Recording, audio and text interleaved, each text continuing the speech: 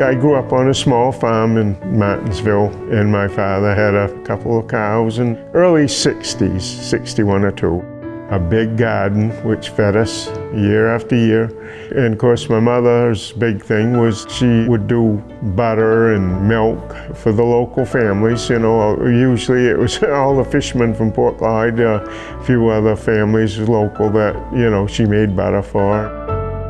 Finally, the state inspector came one day and shut Mom down and said, "No, can't do that anymore. You know, you've got to have this special stainless room and all these evaporators and stainless work." And back then it was maybe $1,000, but $1,000 back then was a lot of money. Where my parents, I think, paid something like $1,700 for our home at the time, which was a farm with 84 acres.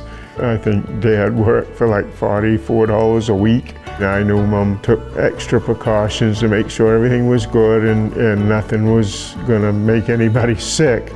And I remember Dad sitting at the kitchen table said to the guy, if you knew my dad, he meant what he said. He says, "If it's good enough for my family, it's good enough for yours." And that was the end of that. That mentality was lost. The point being is that with the government taking over the controls of everything, they're not getting them right.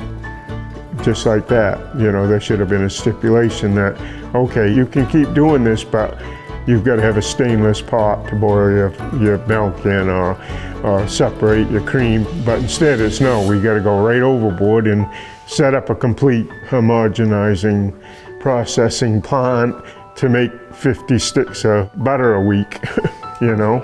We chuckle, but that is exactly what has happened here, is we've lost touch with reality completely. And as Jerry says, you know, here you go, I made 5 toes in a row, every one of them, all kinds of fish that you say there's none of.